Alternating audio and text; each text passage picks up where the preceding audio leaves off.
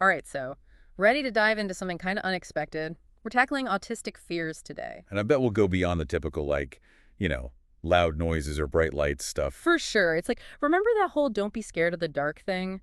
Well, imagine if the fear wasn't the dark itself, but like what you don't know in it, that unpredictable part. That's kind of the vibe we're getting at. Fear from sensory overload, needing control, things most people don't even think about. And a great example, might surprise you, is something as normal as pickles. Yeah. Pickles. Hold up, pickle phobia. Is that legit, or did we just find the weirdest internet rabbit hole? No, it's real. Mhm. And it shows how these sensory differences can be so unexpected. Think about someone of those sensitivities. A pickle hits them with everything. Bright green, that bumpy texture, strong smell, then the crunch. So it's not one thing, it's like they're getting all the intense stuff at once. Sensory overload from a jar, basically. Right, and what bugs some people a little is, like, deeply unsettling for someone wired differently. Yeah. How their brain filters all that is just not the same. And this isn't just pickles, is it? This need for predictability to control what you're sensing explains a bunch of feels that seem odd at first, like our research mentioned escalators. Ah, yeah, escalators. Yeah. Often it's that disconnect between what you see and feel. You're moving, but you're not doing the walking. Yeah. Gets disorienting, brain's trying to figure out conflicting info. Then add the visual motion, the sounds, recipe for anxiety. Like stepping off a merry-go-round, that weird off-balance feeling, but way stronger. Exactly, and that not in control feeling is worse when you already feel that way. Which brings us to fear of the number 4. Wait, the number 4, not the amount, but like the actual numeral. Yep. This one often comes from culture. Some East Asian cultures, the word for 4 sounds too close to death. So imagine a brain that loves patterns, needs order, and now this number means something bad, becomes a real intense fear. So it's not just what you sense, but the meaning your brain gives it. Even cultural stuff plays in. Wild how connected it is. It is. Shows how different everyone is. What looks like, oh, you're scared of a number, can be deep neurological, cultural stuff. And speaking of unexpected, we also saw butterflies mentioned. Butterflies, seriously. They're like delicate, pretty things with scary there. Perspective, right? You see nice, they might see erratic, those wings too bright, unpredictable. What calms one person is overwhelming to another. Gotta get that difference. Makes you think how much our brains just handle without us knowing. But it's not just about getting why these fears exist, is it? It's also what helps. You got it.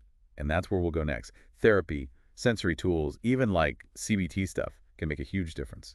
So we get the why now, the senses, the wanting things predictable. But what helps? We saw this gradual exposure thing. Yeah, that's common for phobias. Works well here too. Basically baby steps. You get a little closer to the scary thing, but it's safe. You're in control. Like with the pickle, you wouldn't start with a whole jar in your face, Right. right? More like a picture of one, maybe. Exactly.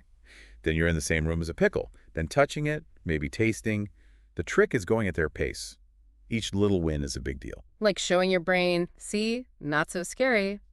Over time, you get used to it. Right. And while that's great, it's not everything. Sensory tools are huge too. These help when it's just too much coming in, make things calmer. We kind of mentioned those, but what are we talking about specifically? What kinds of tools? Oh, tons. Someone bothered by sound, noise-canceling headphones, those earplugs, those help a lot. Weighted blanket if touch is hard, makes you feel secure. Even just sunglasses if lights are harsh, makes a difference. So it's like changing your surroundings to help, not just telling someone to get over it. Totally, making it feel manageable.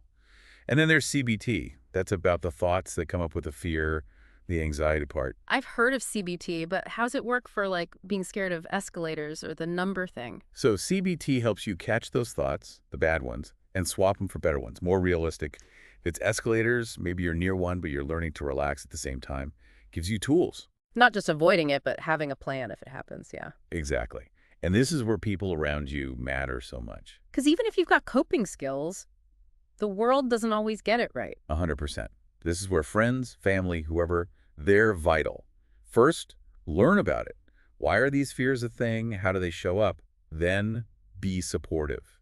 Make it clear those feelings are valid. And none of that just get over it stuff, which never helps, does it? The worst. Uh, Even if they don't mean it, it makes you feel alone. Instead, listen, be understanding, patient, let them set the pace. It's like, you know that saying, walk a mile in someone's shoes. But here it's more like, imagine the world's volume is always cranked up to 11. Yeah, that's it.